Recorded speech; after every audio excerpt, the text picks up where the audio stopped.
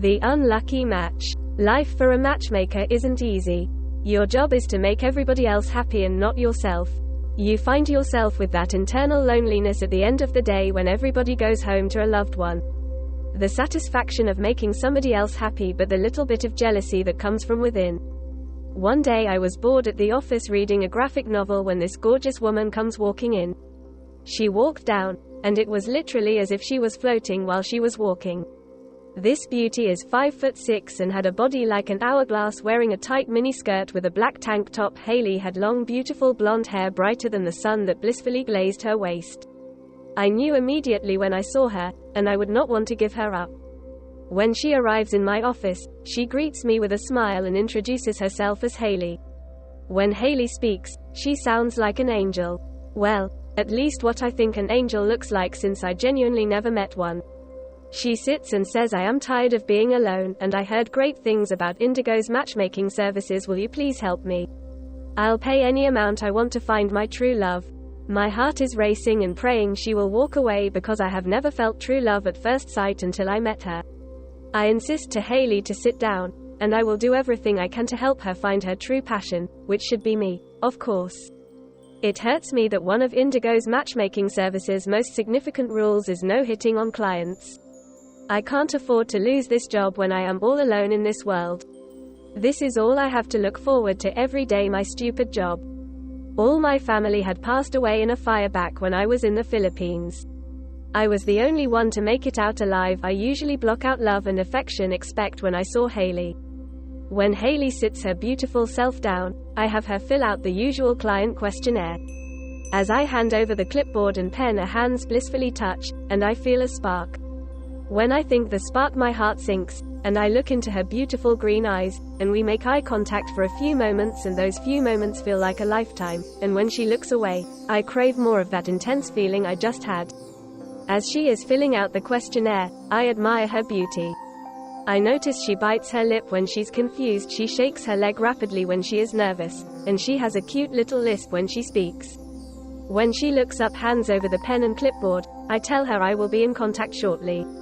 When she gets up, she shakes my hand and thanked me, and I watch her beautiful hips sway when she strides out the door. I think to myself, how can I let the love of my life be with anybody else? I hesitated as I input her in the matching making system. I figure she desires for a healthy male, somebody that can take care of her and give her babies, not a scrawny woman like me. So with pain in my heart, I find Hayley a match, and his name is Steve. Steve seems like a nice guy, but nobody could ever be good enough for this goddess who walked through my door this morning. I wait on informing him about the match I just made, because it will break my heart entirely knowing the woman of my dreams will be on a date with somebody else who isn't me. As I go to my daily after-work cycling class, Hayley is all I can think about.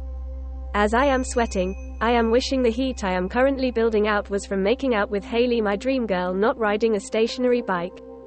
As I go home to empty New York apartment, I imagine Hayley in the kitchen with me making our vegan dinner as we give our dog little bites of our food.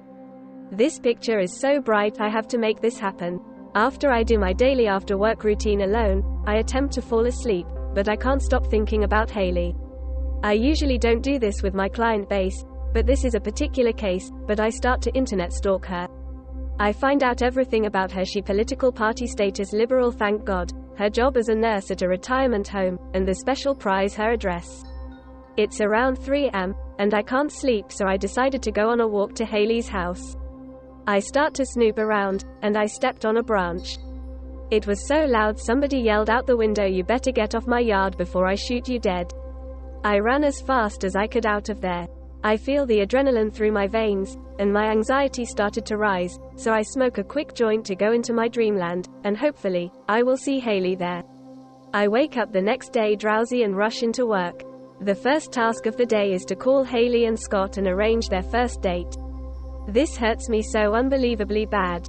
I pick up the phone, and it's hard for me to speak, but I inform them of their match. Both parties sound excited and a pain shoots through my heart. A few months later, I am sitting in my office. Not a day has gone by when I haven't thought about Hayley. As I am sitting in my office in my thoughts, the phone is ringing. I answer, and it's my beautiful Hayley. Haley thanks me for my services and proceeds to tell me that she and Scott are moving in together. My heart drops. There goes my chance while holding my breath, and I congratulate them on finding each other. As I hang up the phone, I am enraged. I question myself. Why did I even set this up? This should be me. Days go by, and I am angered with myself, and I am still in love with Haley. I angrily open my computer and search until I find the correct address. I scream at the top of my lungs, and I grab my grandfather's axe because it's the first weapon I see. I storm to the house with anger. There is also an X in my hand. With the pain in my heart and the throbbing in my heart, I slice Scott into pieces. Following his dismantling, I repeat the same thing with Haley. Before I kill her, I make sure to kiss her on the forehead to show my dying love for her. I apologize due to the sheer fact that this whole thing was out of respect, because if I can't love her, nobody can. After I admire the dead bodies in front of me, I grab Scott's Glock sitting on the counter, and I blow my brains out to join my family and try to achieve my beautiful Haley in the afterlife.